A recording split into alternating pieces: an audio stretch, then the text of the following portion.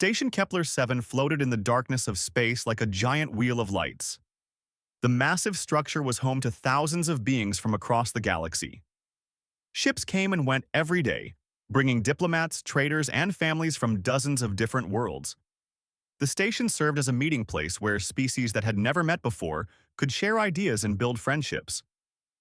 Commander Jake Harrison stood at the observation window of his quarters, watching the stars.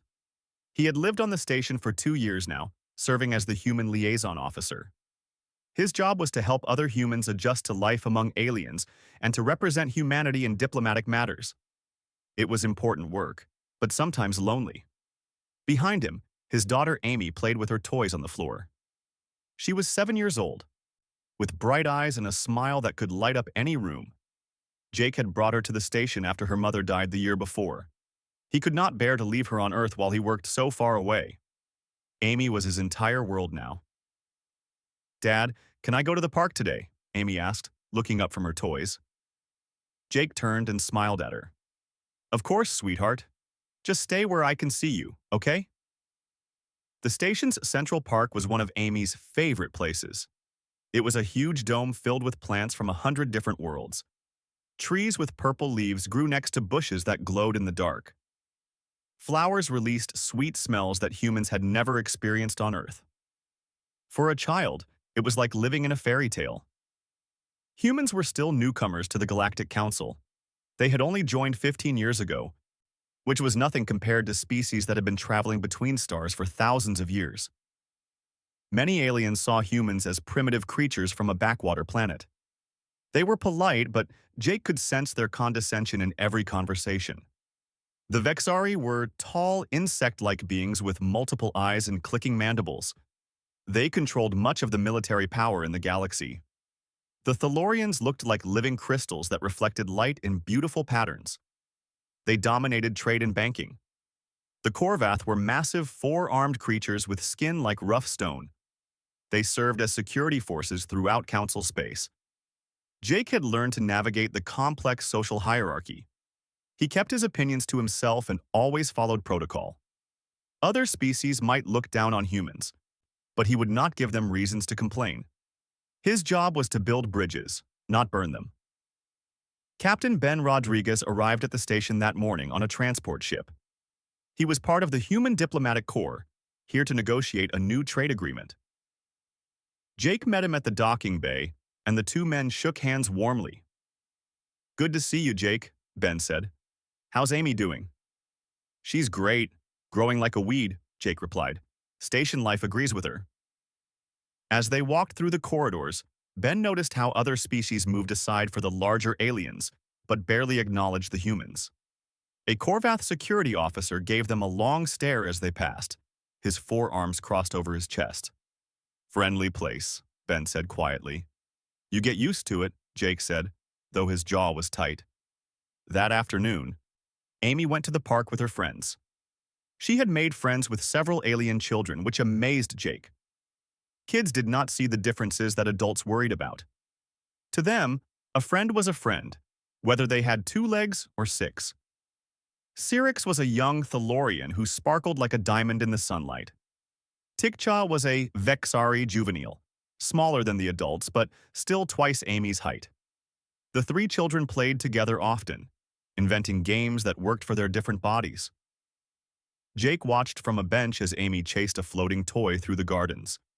Her laughter echoed across the park, pure and joyful. Other adults watched too.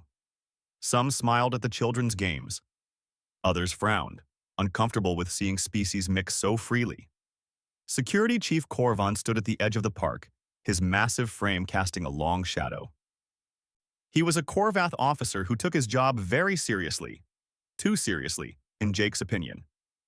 Korvan had questioned Jake's credentials 3 times, demanded extra security clearances for human personnel, and filed multiple reports about concerning human behavioral patterns.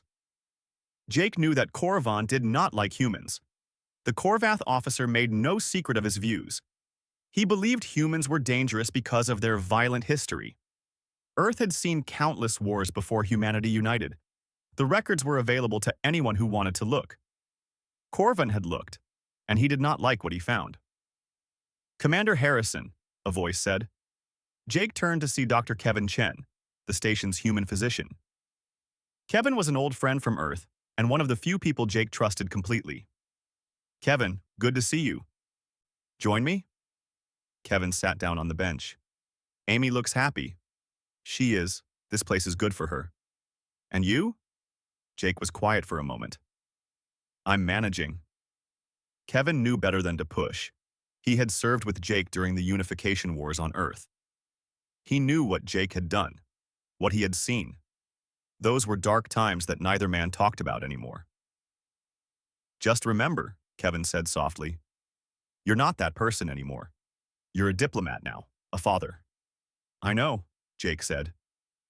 But as he watched Corvin staring at the children with disapproval, something cold settled in Jake's stomach. He had spent 2 years being patient, being diplomatic, swallowing every insult and slight. He had done it for Amy, to give her a better life than the one he had known. He just hoped that patience would be enough. The sun lamps in the dome began to dim, simulating evening. Amy ran back to Jake, her face flushed with happiness. Did you have fun? He asked, hugging her. So much fun. Cyrix showed me a crystal flower that sings when you touch it. Can we come back tomorrow? We'll see, sweetheart. As they walked home through the busy corridors, Jake nodded to the Festival of Unity came once every year, and the entire station celebrated. Every species brought their culture to share with others. The central plaza transformed into a riot of colors, sounds, and smells. Food stalls offered delicacies that humans had never imagined. Musicians played instruments that defied description. Dancers moved in ways that seemed impossible. Amy was fascinated by everything. She held Jake's hand tightly as they walked through the crowds, her eyes wide with wonder. Beings of every shape and size filled the plaza. Some walked on 2 legs like humans. Others floated, crawled, or moved in ways that made no sense. Can I go play with Cyrix and Tikcha? Amy asked, pointing to where her friends waited near a fountain. Jake hesitated. The plaza was crowded and he did not like losing sight of her. But the whole point of the festival was unity and friendship. He could not keep her locked away.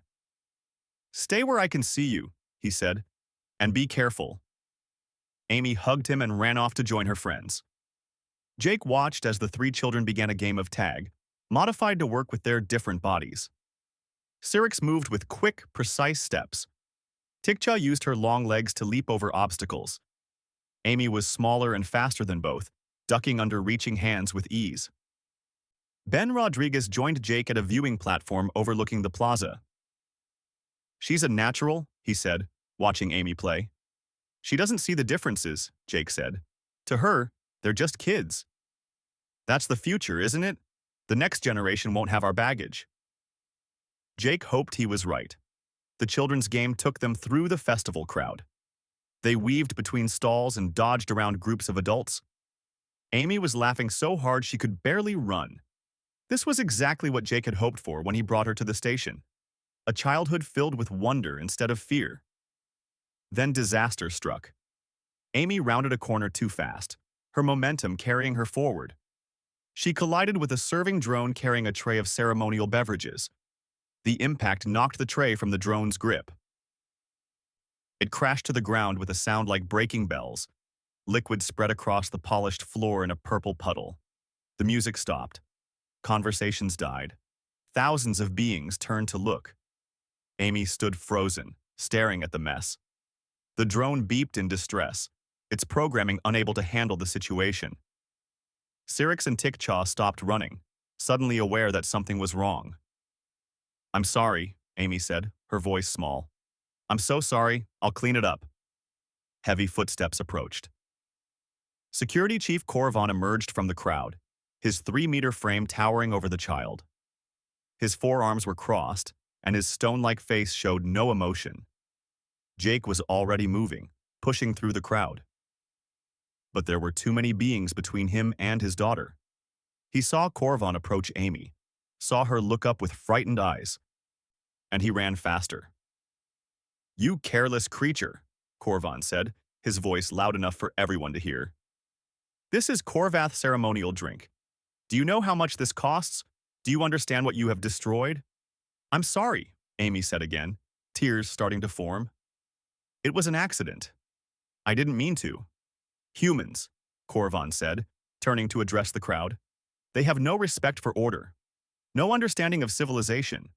They run wild like animals, destroying what others have built. This is why they should never have been allowed into the council.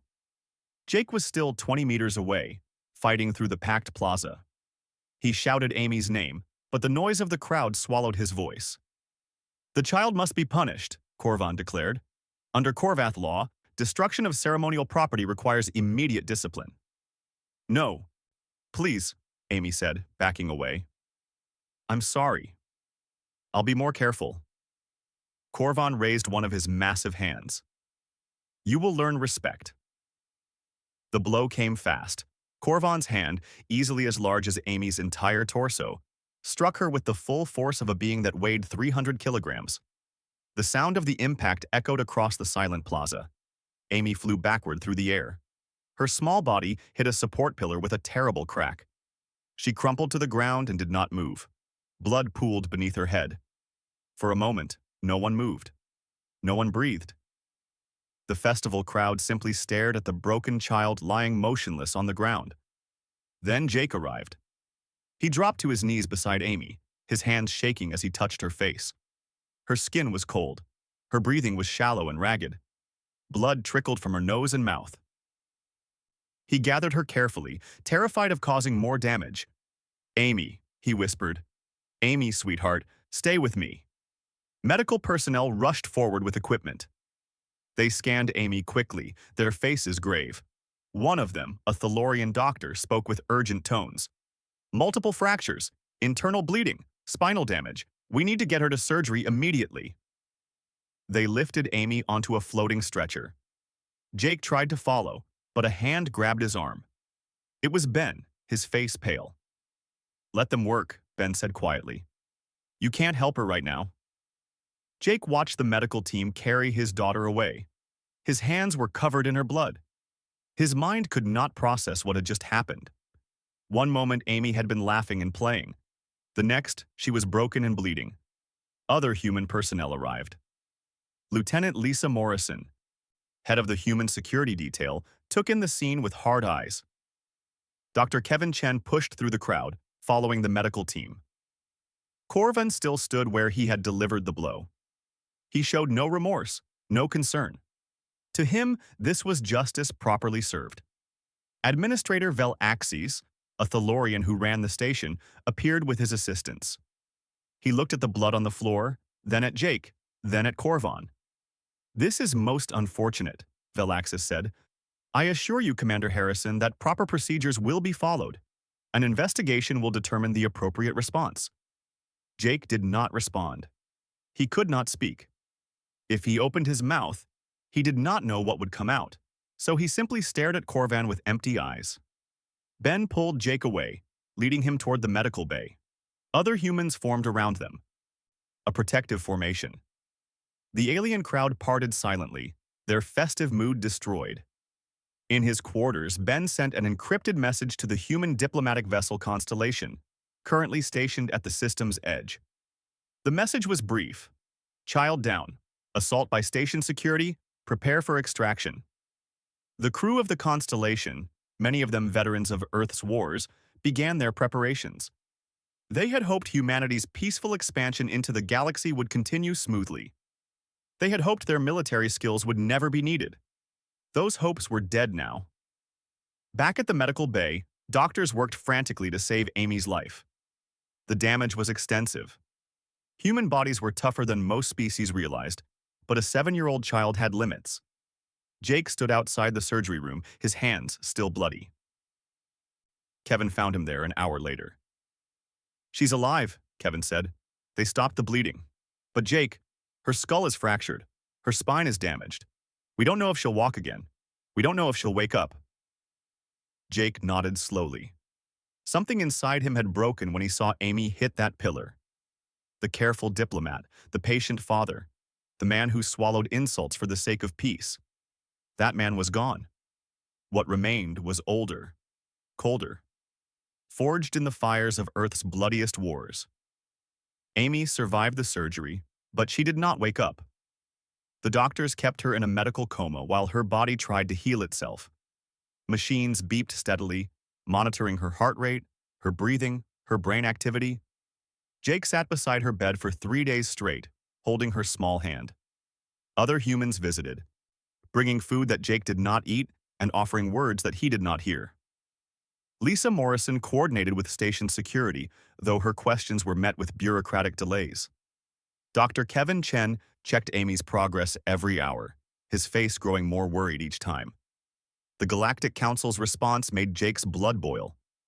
Korvan was placed on paid leave while they investigated the incident.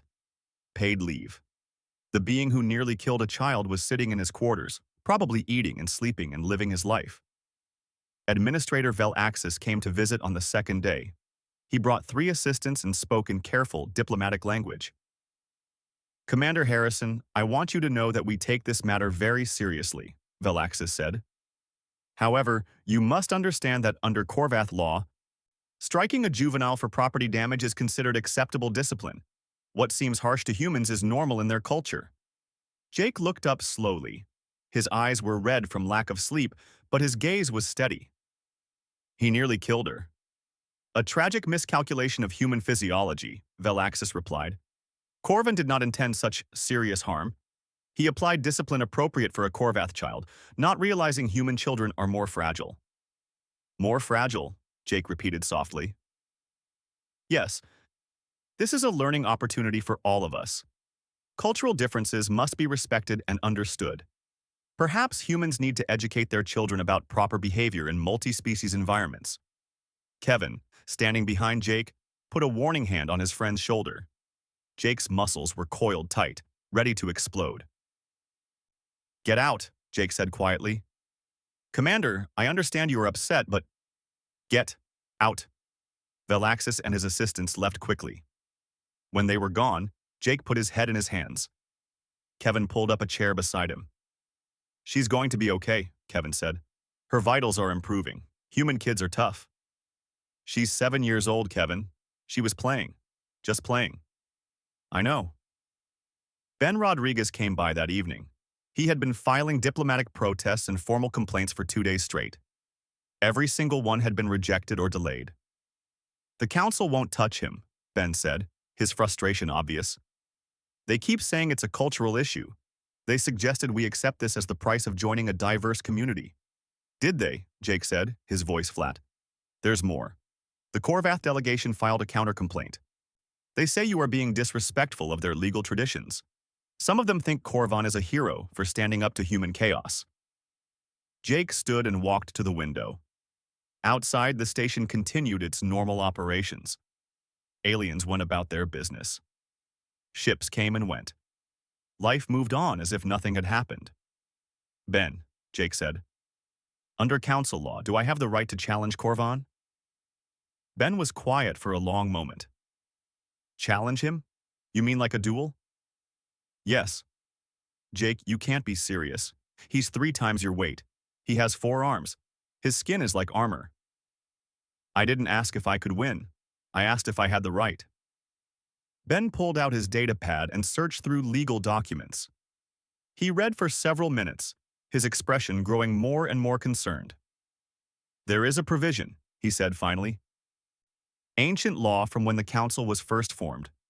Personal combat can be used to resolve disputes when cultural laws conflict. Both parties have to agree, and the combat continues until one surrenders, is knocked unconscious, or dies. Can the council stop it? No. Once a formal challenge is issued and accepted, they have to allow it. It's part of the founding treaty." Jake turned from the window. "File the paperwork." "Jake, this is insane. Even if by some miracle you win, the Korvath will never forgive this. You'll make enemies of an entire species." "File the paperwork, Ben. Think about Amy. If you die in that arena, she wakes up alone." "I have thought about Amy," Jake said, his voice sharp. "I think about her every second. I think about her laughing and playing. I think about her lying in that bed with machines keeping her alive.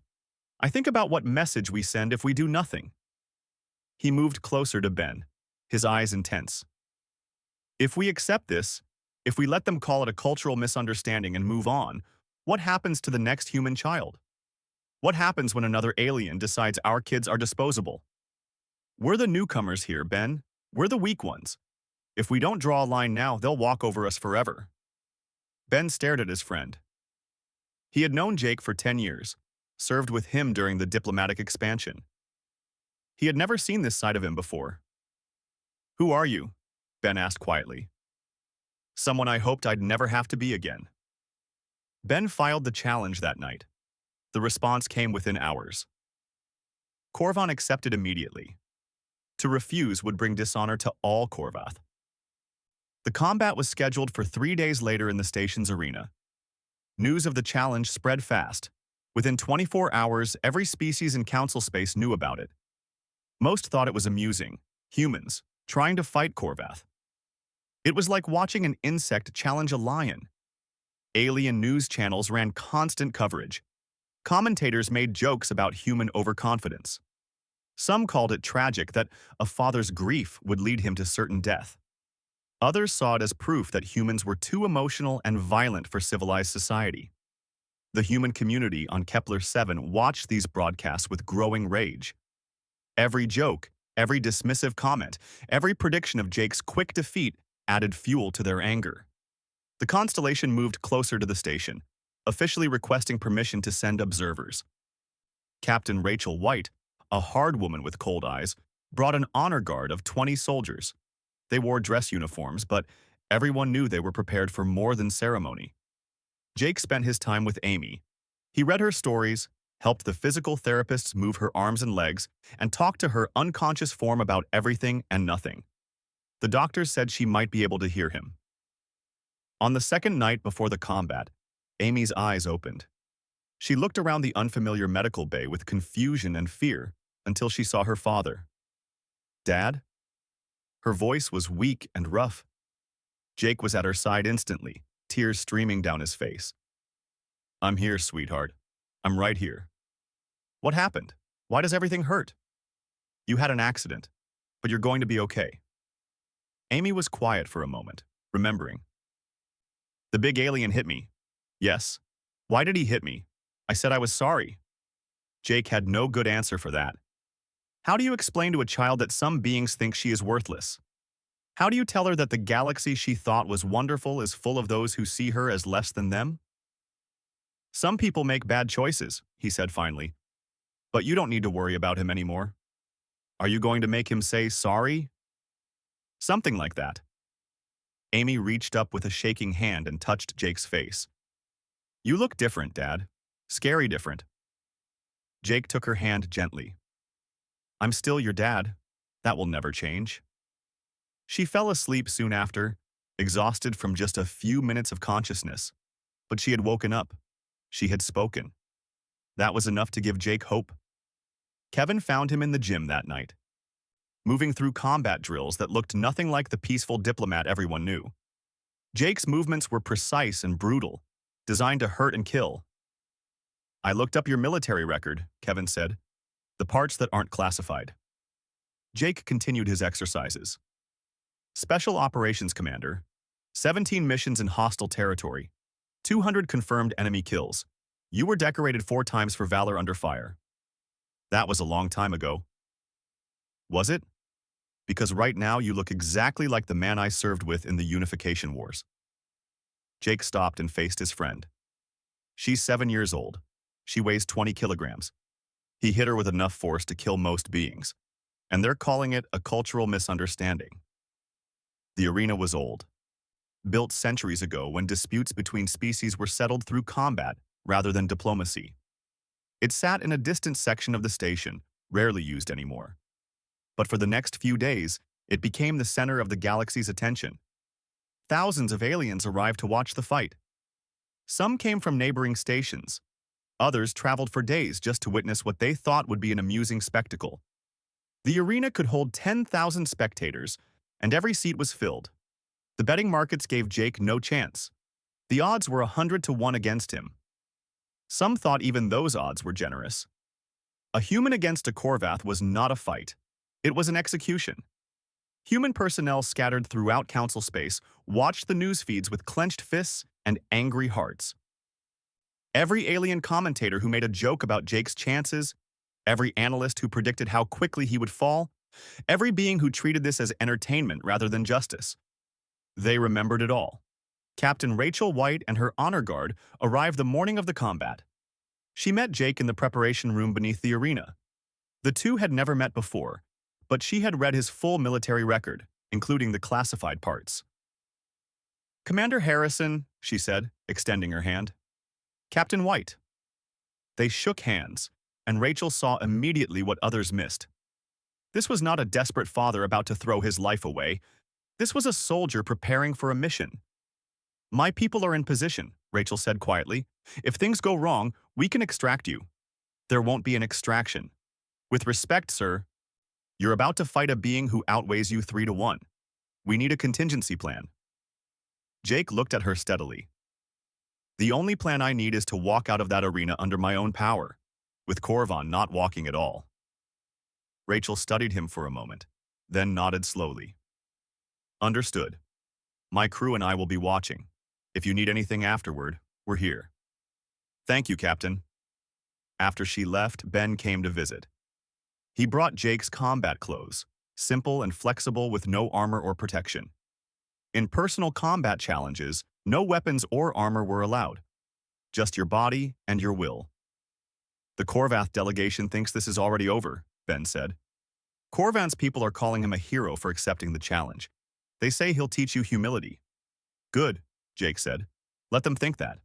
"Jake, I have to ask. Are you sure about this? We could still find another way." Jake finished his stretches and stood. "Ben, I know you're trying to help, but there is no other way. The Council won't give us justice. They think humans are weak and disposable. Today, I'm going to correct that misunderstanding." Dr. Kevin Chen arrived to perform the mandatory medical examination. He checked Jake's heart, lungs, and reflexes. Everything was normal, though Jake's resting heart rate was lower than it should be. The mark of someone who had trained their body for extreme performance. "You're in good shape," Kevin said. "But Jake, his bones are denser than yours. His muscles are stronger. He has natural armor plating. Even if you're a better fighter, the physical advantages are overwhelming." "I know. Then what's your plan?" "Outlast him," Jake said simply. "Korvath are built for power, not endurance. Their bodies are designed for short, explosive combat. I just need to survive the first few minutes. And then," Jake's smile was cold, "then he learns what humans were built for." The time came. Guards escorted Jake through the tunnels beneath the arena. He could hear the crowd above, thousands of voices creating a low roar of anticipation. His mind was calm, focused. This was familiar. He had walked into hostile territory before, outnumbered and outgunned. He had survived by being smarter, faster, and more willing to do whatever it took to win. He entered the arena through a large doorway. The crowd's noise hit him like a physical force. Tens of thousands of beings packed the stands, their bodies a rainbow of colors and shapes. Most were chattering excitedly, eager for the show. The human section was small, maybe 200 people in a sea of aliens. They sat in complete silence, their faces hard. The arena floor was a circle 50 meters across, covered in a material that provided good traction. Tall walls surrounded it, preventing anyone from leaving until the combat was finished. Medical teams waited at the edges, ready to assist the loser, if there was anything left to assist. Korvan entered from the opposite side. The Korvath section erupted in cheers. He raised all four arms in triumph, playing to the crowd. His massive body moved with surprising grace. 3 meters tall, 300 kilograms of muscle and bone. His skin looked like gray stone, natural armor that had evolved over millions of years on a high-gravity world. Jake walked to the center of the arena without ceremony. He rolled his shoulders, loosened his neck, and waited. He looked small and fragile compared to Korvan. Many in the crowd laughed at the contrast. Administrator Velaxis appeared in a viewing box above the arena. He spoke through amplifiers that carried his voice to every corner of the stadium. "We gather today to witness the ancient rite of personal combat. Commander Jake Harrison of Earth has challenged Security Chief Korvan of the Korvath Dominion. This challenge has been accepted according to Council law. The combat will continue until one participant surrenders, loses consciousness, or dies. There are no other rules. Let honor be satisfied. The crowd roared its approval. This was entertainment, a break from the boring routine of diplomatic life. Few of them understood what was really at stake here. Jake and Korvan faced each other across the arena floor. The Korvath warrior spoke first, his voice booming. "Human, you have made a foolish choice. I will try to end this quickly for your daughter's sake. She should not have to mourn long." Jake said nothing. His eyes tracked Korvan's movement, noting how he distributed his weight, how he held his arms, the slight favoring of his right side. Information, data, weaknesses. "No words?" Korvan asked. "Have you realized your mistake already?" Still, Jake remained silent. He had learned long ago that talk was a waste of energy. Combat was not about posturing or threats. It was about efficiency, about doing what needed to be done with the least amount of effort. Korvan's face darkened with anger. Humans were supposed to be emotional and loud. This silent, calculating opponent unsettled him. The signal sounded. The combat began. Korvan attacked immediately, confident in his overwhelming physical advantages. His forearms struck like hammers, movements designed to crush and overwhelm. Each blow had enough power behind it to shatter bone. But Jake was not there when the blows landed. He moved with a speed that shocked the observers, his smaller size allowing for rapid changes in direction. Korvan's fist hit the ground where Jake had been standing a split second before. Another blow whistled through empty air. A third strike missed by centimeters. The crowd's laughter died. This was not going as expected. Korvan pressed his attack, using his superior reach to corner Jake. But the human refused to be pinned. He circled constantly, never staying still, never presenting an easy target. His movements were economical, wasting no energy on unnecessary flourishes. 2 minutes into the fight, not a single blow had connected. Korvan was breathing harder now, frustrated and angry. He increased his pace, determined to end this humiliation. That was when Jake struck. As Korvan overextended on a powerful right-hand strike, Jake moved inside his guard. His fist hit the Korvath's lower left elbow joint with surgical precision. The armor protected Korvan from serious damage, but the strike's accuracy sent a clear message. Jake knew exactly where to hit. Korvan roared and swung wildly. Jake ducked under the blow and struck again, this time hitting the same elbow from a different angle. Then he was gone, circling away, before Korvan could respond. The crowd murmured with surprise. The human had landed 2 clean hits. That should have been impossible.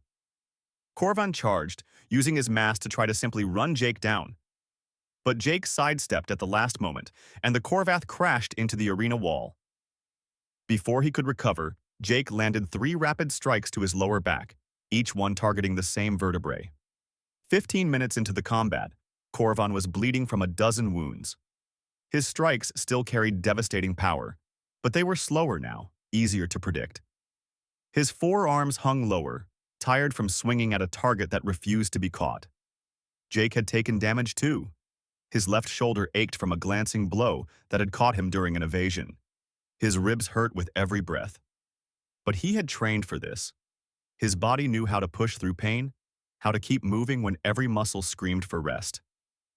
The human section of the crowd had begun a slow, rhythmic chant, Amy's name, repeated over and over, growing louder with each repetition.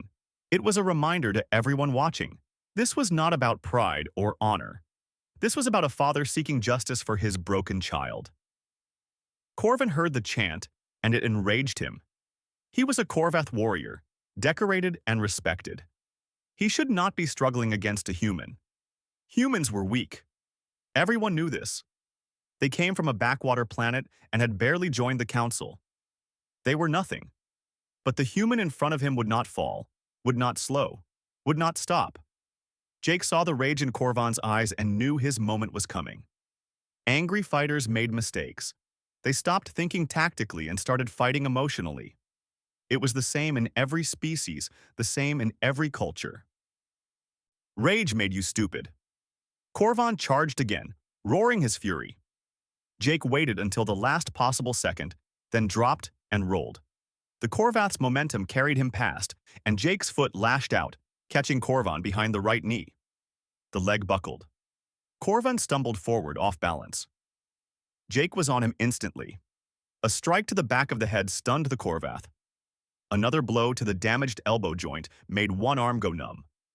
Jake moved with brutal efficiency, targeting every weak point he had identified during the fight. Korvan swung wildly with his remaining good arms. One blow caught Jake in the ribs, lifting him off his feet. He hit the ground hard, the impact driving the air from his lungs. The crowd gasped. Several of the alien commentators declared the fight over, but Jake rolled to his feet. Blood dripped from his mouth. His breathing was ragged, but his eyes were still focused, still calculating. Korvan staggered forward, determined to finish this. His honor demanded it. His pride demanded it. He raised all four arms for a crushing blow that would end the human's defiance. Jake did not retreat. Instead, he moved forward, inside Korvan's guard. His fist struck the Korvath's throat, not hard enough to kill, but enough to disrupt breathing. As Korvan gagged, Jake's other hand struck the jaw, snapping the head sideways. A knee to the damaged elbow folded the arm at an unnatural angle. Korvan tried to grab Jake, but the human was already moving. A sweep kick took out the weakened right leg. The massive Korvath warrior crashed to his knees, his breathing labored, his movements uncoordinated. Jake circled behind him. His neck strikes were clinical and precise, blows to the base of the skull, designed to disorient without killing, strikes to the spine that sent waves of pain through the Korvath's nervous system. Jake had learned these techniques during Earth's wars, developed them for fighting in hostile environments against enemies that were often larger and stronger.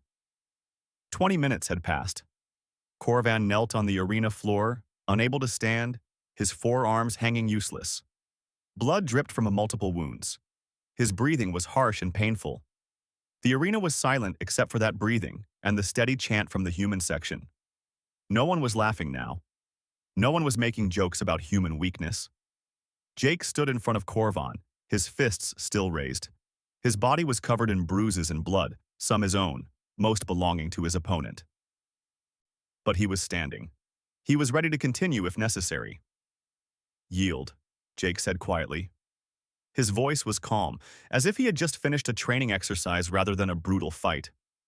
Korvan's eyes burned with hatred and humiliation. To surrender to a human would destroy his reputation forever. But his body would not respond to his commands. His arms would not lift. His legs would not support his weight. He had nothing left. "Yield," Jake repeated, louder this time. The Korvath warrior's head dropped. The word came out as a broken rasp. "I yield." Jake stepped back immediately. Medical personnel rushed onto the arena floor, surrounding Korvan. They worked quickly, stabilizing his injuries, preparing him for transport. The Korvath would survive, but he would bear the scars of this defeat forever. Captain Rachel White and her honor guard stood at attention in the human section, their faces impassive but their eyes bright with fierce pride. The other humans rose as one, their chant growing louder, echoing through the arena. Jake walked toward the exit, his movements stiff with pain.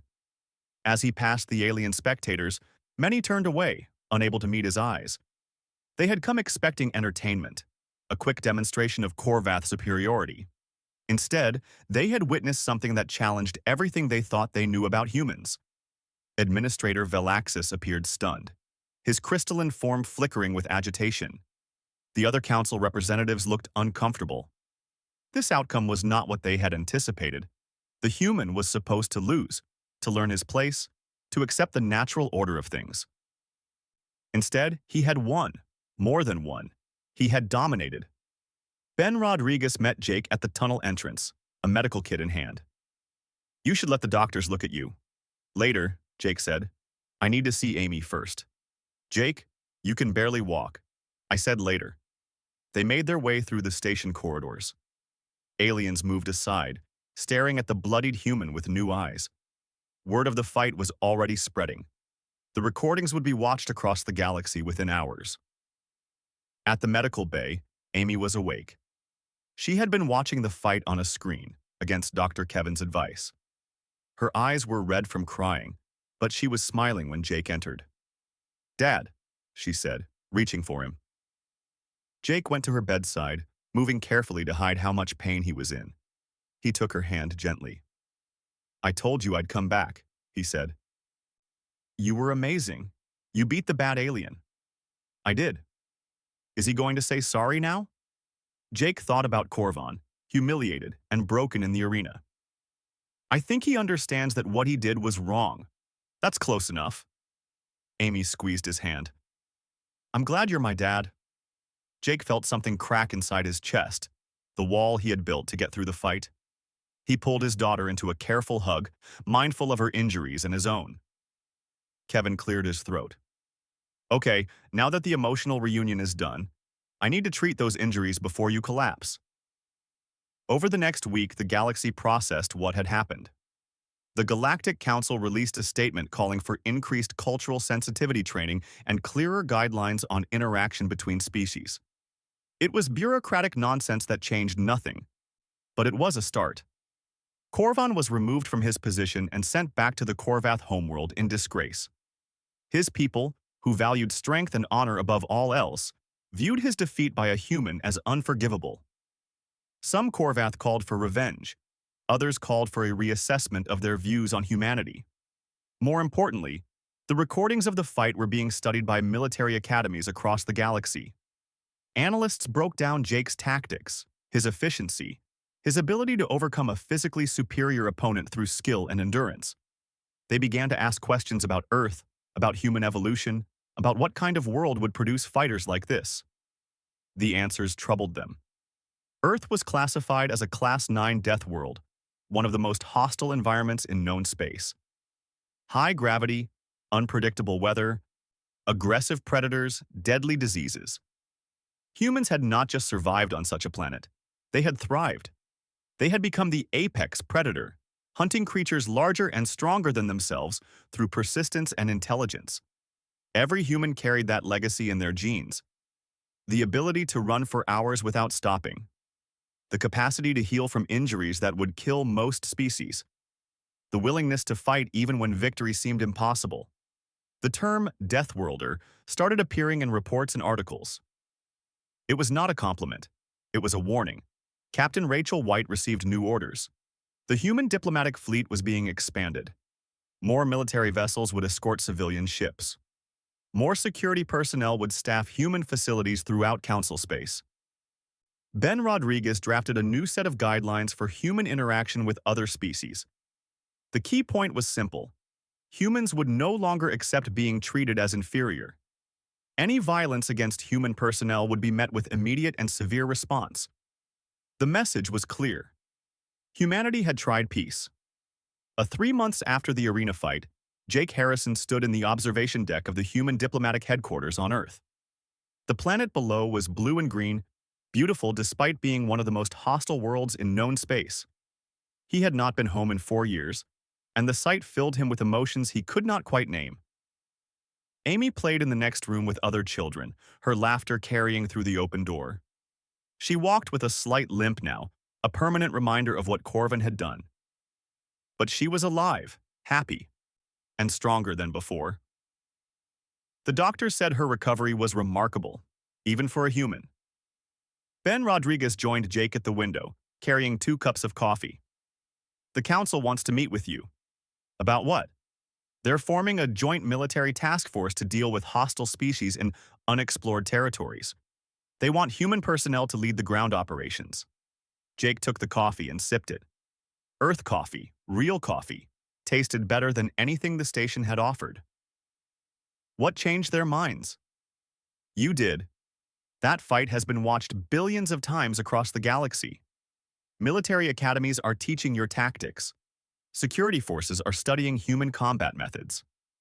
The Council realized they had been vastly underestimating us. So now they want to use us as soldiers. They want to work with us as equals, Ben corrected. That's different from before. Jake was quiet for a moment, watching clouds move across Earth's surface. Down there, billions of humans went about their lives, most of them unaware of how much had changed in the galaxy's perception of their species. "How many other incidents have there been?" Jake asked. Ben sighed. 17 reported cases of violence against humans in the past 3 months, all by different species, all thinking they could get away with it like Korvan tried to. And all 17 perpetrators are currently in medical facilities or prisons. Turns out, when you hurt a human, their friends tend to respond aggressively. 3 separate species have filed complaints about human overreaction to perceived threats. Jake smiled without humor. Good, let them complain. The truth was spreading through the galaxy faster than any official report could travel. Humans were dangerous. Not because they were naturally violent, though their history showed they were capable of incredible brutality when necessary. Humans were dangerous because they cared deeply about their own, because they would sacrifice everything to protect their families, because they simply refused to quit no matter how badly the odds were stacked against them. Lieutenant Lisa Morrison entered the observation deck, her uniform crisp and professional. She had been promoted to captain of security for all human facilities in council space. "Commander Harrison, there's someone here to see you." "A Korvath delegation." Jake's expression hardened. "Tell them I'm busy." "Sir, they've requested an audience 3 times now. They say it's important." Ben put a hand on Jake's shoulder. "Hear them out. If nothing else, it might be amusing." Against his better judgment, Jake agreed. The delegation was shown into a conference room, 5 Korvath warriors in formal diplomatic attire. They were escorted by twice as many human guards, a precaution that would have been unthinkable before the incident. The lead Korvath, an older warrior named Torval, bowed his head in a gesture of respect. "Commander Harrison, thank you for seeing us." Jake remained standing, his arms crossed. "You have 5 minutes." "We come bearing the formal apologies of the Korvath Dominion," Torval said. "What Korvan did was wrong. We recognize this now. Our cultural practices are not appropriate for interactions with other species, particularly those with different physical tolerances." "That's quite an admission," Jake said coldly. "Yes, it has caused much debate among our people. Some view Korvan's defeat as a shameful stain on our honor. Others see it as a necessary lesson. We were arrogant. We believed our physical strength made us superior. You proved that strength comes in many forms." "I don't need your philosophical insights," Jake said. "I need assurances that no other human child will suffer what my daughter suffered." "You have them," Torval replied. "We have implemented new protocols for all Korvath serving in multi-species environments. Additionally, we wish to offer compensation to your daughter for her suffering." He placed a datapad on the table. Jake glanced at the numbers and his eyebrows rose slightly. It was enough money to pay for Amy's education, medical care, and comfortable life for decades. "We cannot undo what was done," Torval continued, "but we can acknowledge our fault and attempt to make amends. We also wish to extend an invitation. The Korvath Defense Academy would be honored to have you as a visiting instructor. Our warriors could learn much from your techniques." Jake studied the older Korvath for a long moment. He saw no deception in those alien eyes, only genuine respect and a hint of fear.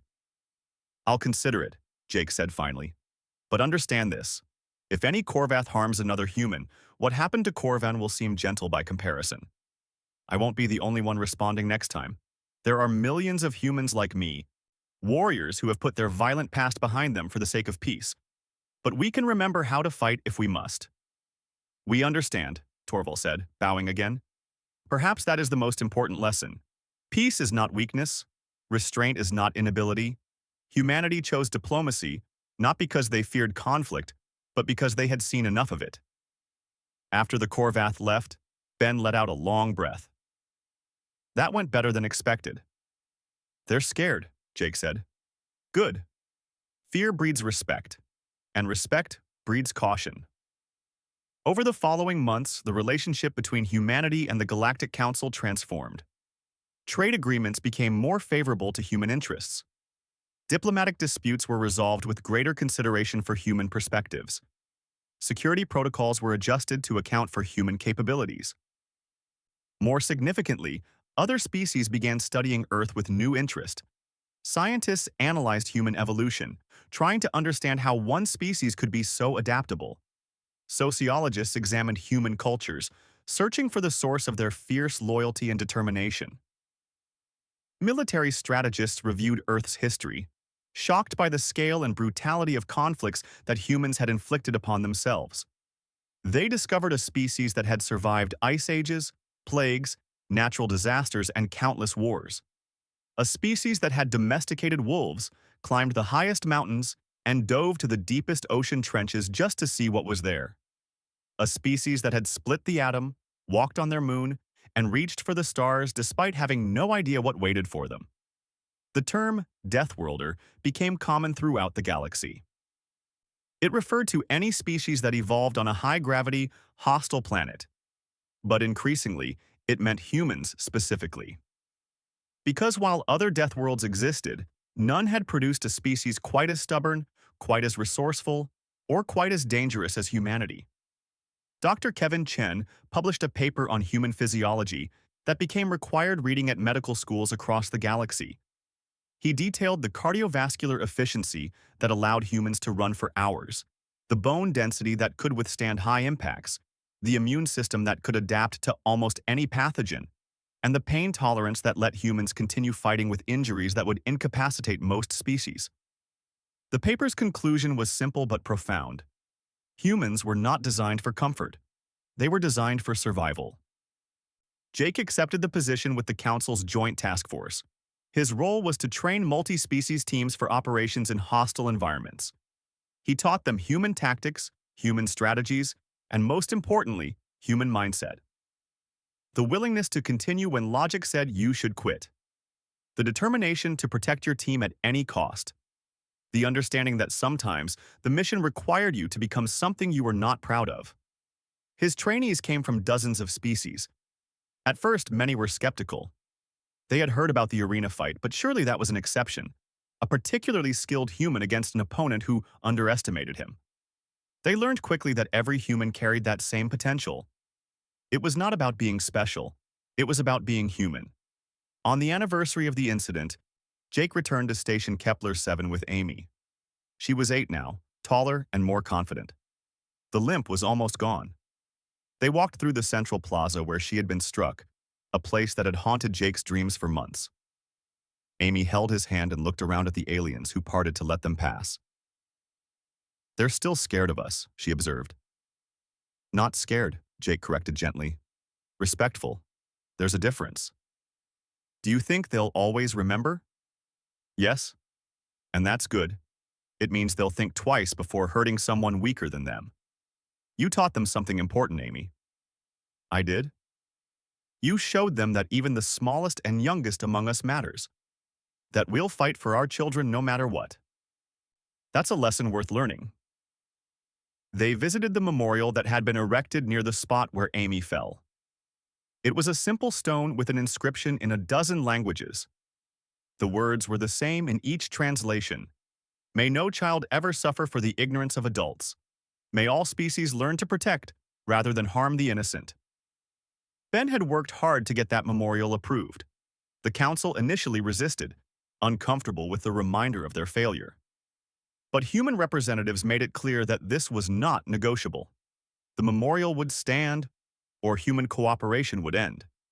It stood. That evening, Jake received a call from Captain Rachel White. The Constellation was preparing for a mission into unexplored space, searching for new worlds and potential council members. "We could use someone with your experience," Rachel said. "The area we're exploring has several high-gravity worlds. If there are species there, they might be more like us than the current council members." "More Deathworlders," Jake said. "More beings who understand strength and survival, who won't look down on us because we're newcomers." Jake glanced at Amy, who was reading a book in her bed. "I have a daughter to think about. Bring her. The Constellation has excellent schools and medical facilities. Plus, she'd be safer on a human military vessel than anywhere else in the galaxy." Jake considered this. Amy had adapted well to station life before the incident. She was resilient, curious, and stronger than most people realized. Maybe space exploration was exactly what they both needed. I'll think about it, he said. After the call ended, Amy looked up from her book. Are we going on an adventure, Dad? Maybe. Would you want to? Will there be aliens there? Probably. Good, Amy said with a smile. I want to make more friends, but this time, I'll know to be careful around the big ones. Jake laughed, the sound genuine and warm. His daughter had not been broken by her ordeal. If anything, she had emerged stronger, wiser, and more determined. She was, in every way that mattered, a perfect example of humanity's greatest strength, the ability to endure. 2 weeks later, Jake and Amy boarded the Constellation.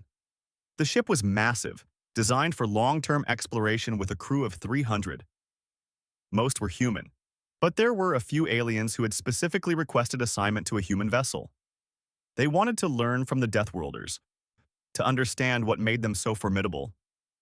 As the ship prepared to jump to hyperspace, Jake stood on the bridge and watched the stars.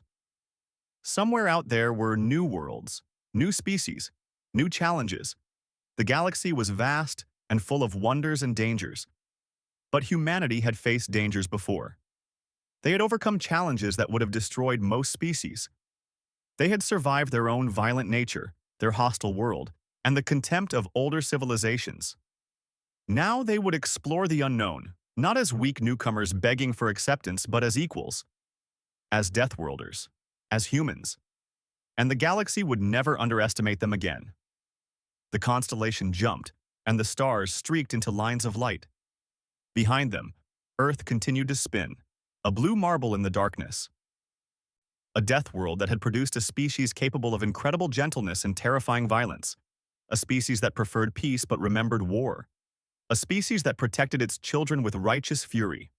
And in that moment, as Jake held Amy's hand and watched the universe rush past, he knew that humanity's place among the stars was secure. Not because they were the strongest or the smartest or the oldest, but because they were survivors, and survivors never quit. And diplomacy, they preferred these methods. But if forced, they could and would resort to the tactics that had made them successful on their death world home. Jake recovered from his injuries over the next few weeks. Amy improved faster than expected, her young body healing with the resilience that humans were now famous for. She would walk again. She would run again. The galaxy had failed to break her. On their last day on Station Kepler 7, Jake took Amy to the park one final time. Other children played nearby, but they kept their distance. Their parents watched nervously, uncertain how to interact with the humans now. Dad, Amy said, why are they afraid of us? Because they finally understand, Jake replied. We're not the weak ones. We never were. The pattern was set. Corvin would attack with power. Jake would evade and counter with precision. The Korvath warrior was stronger, but Jake was faster. Corvin had natural armor, but Jake knew where the weak points were. 5 minutes passed, then 10. Corvin was slowing down, his massive frame working against him. His breathing was labored, his movements less coordinated. Jake, despite taking several glancing blows, maintained his pace. His cardiovascular system, evolved for endurance hunting on a high-gravity world, gave him an advantage that no one had anticipated. In the stands, the alien spectators fell silent. Some were beginning to understand what they were witnessing. This was not entertainment. This was a lesson. A lesson about what happens when you hurt a human's child. I know. So what am I supposed to do, Kevin? Write a strongly worded letter? File more complaints that they'll ignore? Smile and accept that this is just how things are? No, Kevin said quietly. I suppose you do exactly what you're planning to do. But Jake, if you die in that arena, I won't. You can't know that. Jake smiled, but there was nothing warm in it. Yes, I can.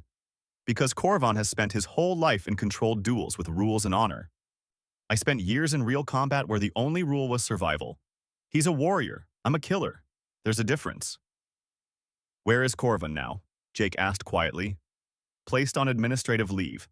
They're calling it a cultural misunderstanding. Jake laughed, a sound without humor. A cultural misunderstanding. He looked at Kevin, and the doctor took an involuntary step back. Jake's eyes held something that Kevin had not seen in years. something he had hoped never to see again. "Tell Ben I need to speak with him," Jake said. "I have questions about council law." Other species they passed. Some nodded back, others ignored him. It was just another day on Station Kepler 7, where thousands of beings lived together in careful peace. Jake did not know that peace was about to shatter. He did not know that within days, his carefully controlled life would explode. He did not know that the galaxy was about to learn a hard lesson about humanity. For now, he simply held his daughter's hand and enjoyed the moment. These quiet times were precious. He had learned that during the wars. You never knew when everything would change forever.